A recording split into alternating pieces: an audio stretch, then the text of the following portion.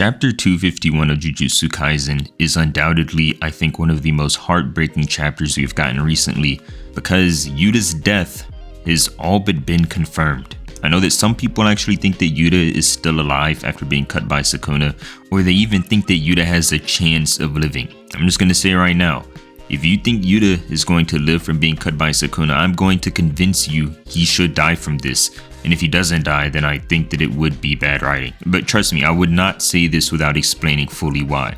And also at the end of this chapter, we have Maki stabbing Sukuna in the back with her soul sword. And there are so many things I want to say about why Maki is probably wrapping up Jujutsu Kaisen for us. We are seeing what I think is the final trigger for the beginning of the end. In this chapter, we also see that Megami has basically given up on living after all of the hard work that Yuji, Yuta, Maki, Akari, Higuruma, Kusakabe, Ino, everybody has put their lives on the line for saving Megami and defeating Sukuna. We see Megami give up on even living after they've made it so far. And there are a lot of things that need to be said about that because a lot of people actually think that this is bad writing on Gege's part, that Megami is sort of giving up on the will to live. And there are even some theories that Megami himself will start the merger between Tengen and humanity, but we'll get into all of that. Alright, so first, let's talk about why Yuta should be dead after getting hit by this world slash from Sukuna. And I think the first thing we should cover about that is the fact that it is the world slash. We see the same chants here that Sukuna uses whenever he uses the world slash in other scenarios. The scale of the dragon, recoil, twin meteors, then he lets both of his fingers forward or sometimes all four fingers and lets the slash go.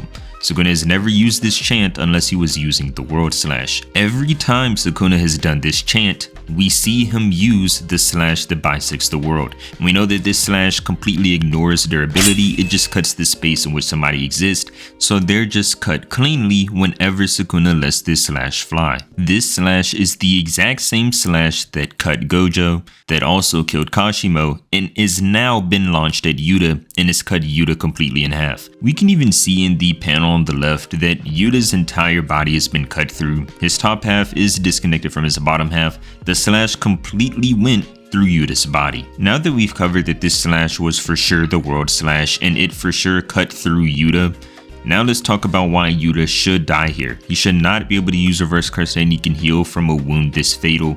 And one of the main reasons that I think this is the case is because Gojo, who has instantaneous reverse curse technique running around his body, was not able to heal from the same cut in seemingly the same place that Yuta has been cut. And I just want to state, remember, this isn't just any form of Gojo. This was Gojo after he had just landed 4 black flashes. He was as amped as he had ever been. He had just gained his reverse curse technique output back, and he has the 6 eyes healing him around the clock. Even with all of this in mind, Gojo could not heal from being cut in half. And keep in mind, this was the same Gojo who, while trapped inside of a domain expansion from Sukuna, was able to heal while getting hit by hundreds of slashes at the same time. His RCT was so fast that his body was able to keep up and still move around while healing him even though he was being cut hundreds of times. And we even saw Gojo's body healing once again at the end of chapter 235 after his own purple hit him, and the statement alongside it that his reverse curse technique output was back. And even with all of this in mind, that one world slash was enough to kill Gojo. I know that some people think it wouldn't be narratively fitting if Yuta was to die here, but I would actually disagree. I think that Yuta did a great job in fighting Sukuna so far, getting him to the point where Maki was able to stab him in the back. And it was mainly because of Yuta that they were able to get Sukuna as weak as he was and as off guard as he was when Maki stabbed him in the back. We know that Sukuna had just gotten hit by Angel's Curse technique. The control over his body had been weakened and his output was dropping. All of this was because of Yuta. And Yuta also knew, he even said that he knew that Sukuna would end up giving up the hollow wicker basket in order to try to cut him with the world slash. So Yuta knew that this happening to him was a possibility, but they took a gamble on ripping Sukuna's tongue out of his stomach, which Yuta was able to do. And they also relied on Yuji to blow up the mouth on Sukuna's face, which Yuji also did. They thought that taking these odds where Yuta rips one tongue out of Sukuna's stomach mouth while Yuji blows up the other mouth would be enough to stop Sukuna from using the world slash, or at least it would be their best bet. But their plan failed, and in failing, Yuta was hit by the slash that he knew Sukuna would go for. So it is only fitting that in failing to stop the slash that they were planning to stop, Yuta dies in the process. And not only that, but Yuta also won in a way you could say, because he set up Maki where she can stab Sukuna in the back with the split soul katana. It's about time we talk about that stab in the back, because I do think that it might be possible for Sukuna to live, but if he lives, I think he will be heavily damaged. The main thing we know about the split soul katana is that it ignores their ability to strike the soul directly.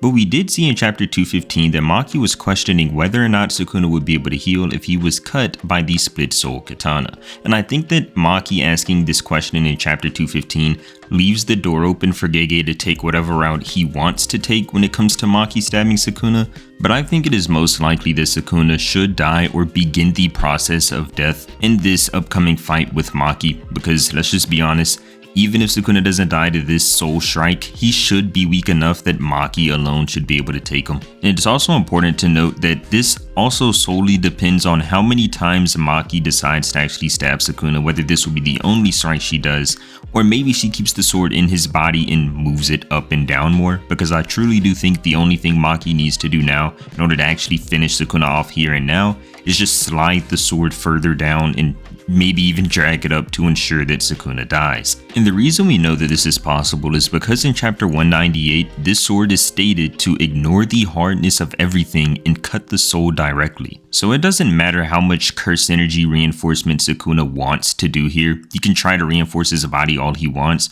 This sword completely ignores the hardness of everything, so it would just tear right through him like it has here, but even more times if Maki decides to do so. And Gege is also clearly doing a callback to hidden inventory when Toji stabbed Gojo in the back, because the paneling is the exact same here as it was in hidden inventory. In this chapter, when looking at Maki stabbing Sukuna in the back, we have the page being cut in half, where on one side we have a downward angle of Maki, and on the other side we are looking up at Sukuna, and Sukuna is looking back at us with the sword through his chest. Now when we look at what happened when Toji stabbed Gojo in the back, the page is also split in half, whereas one panel we are looking at downwards at Toji, and the other panel we are looking upwards at Gojo at this same angle, and Gojo is looking back at the viewers. Now I know what you're thinking.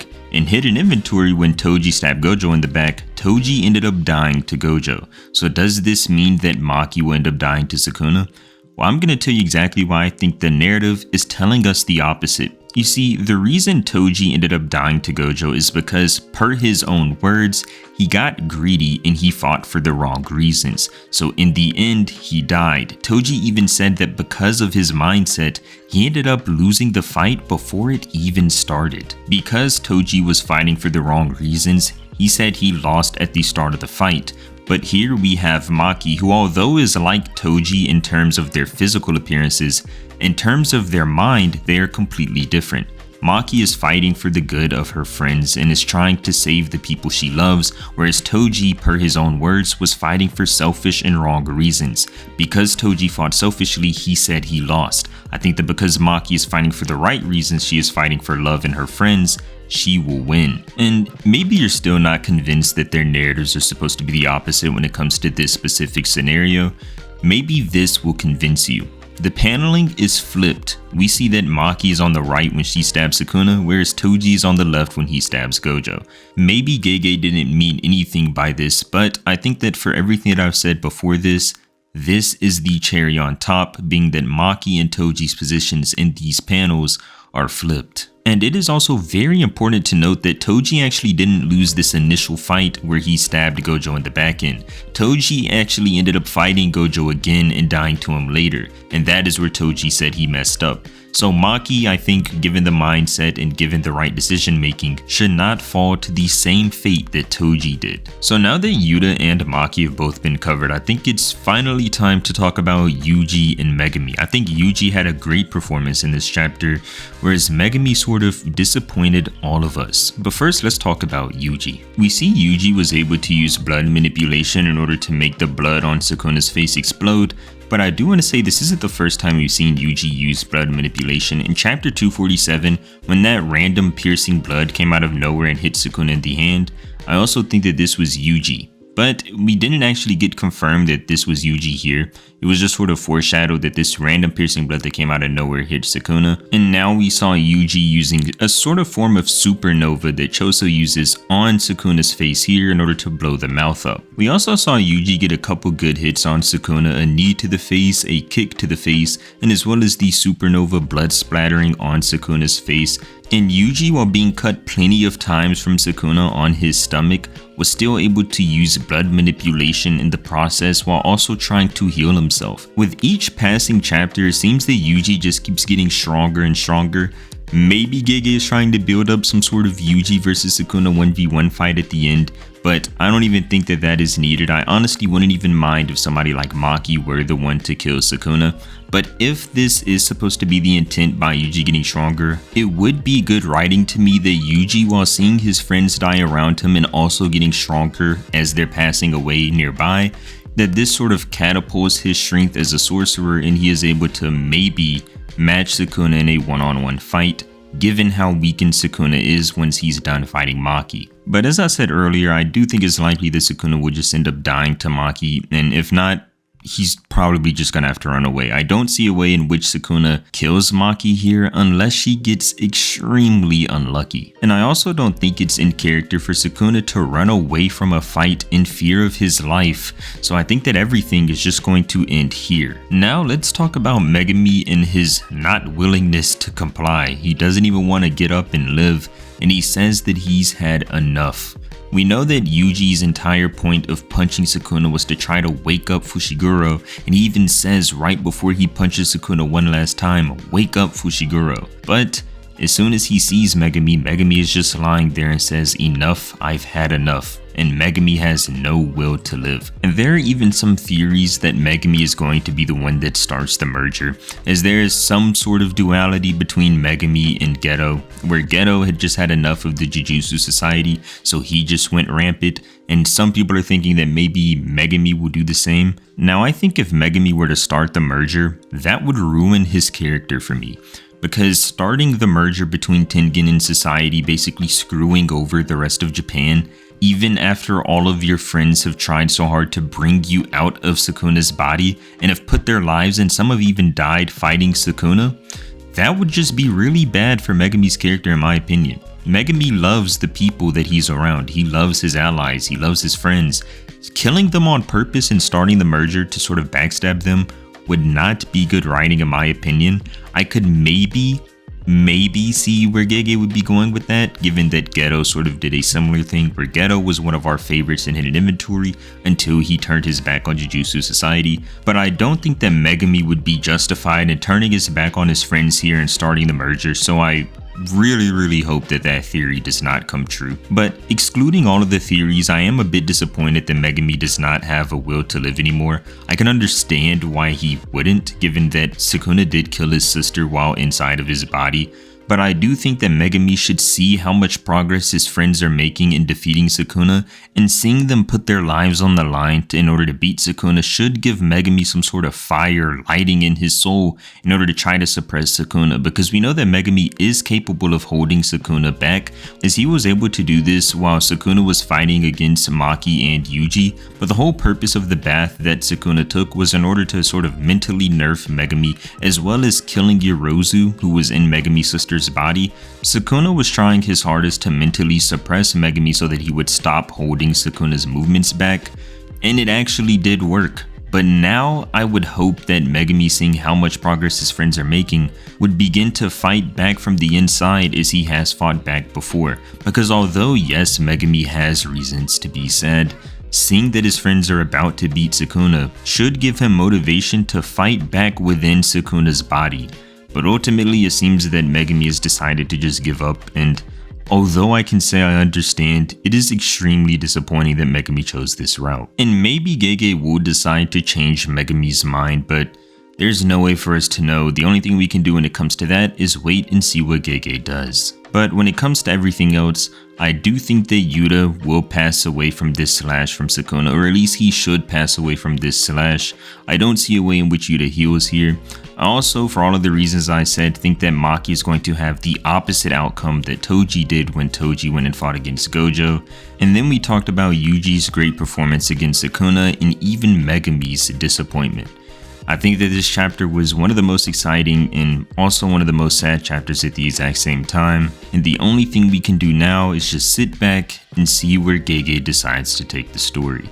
With that being said, I want to thank you so much for reaching the end of the video. If you enjoyed, then I would really appreciate it if you leave a like and subscribe to the channel, as I do make videos on different topics that you guys give me and some that I come up with on my own. Thank you so much for watching. See you next time.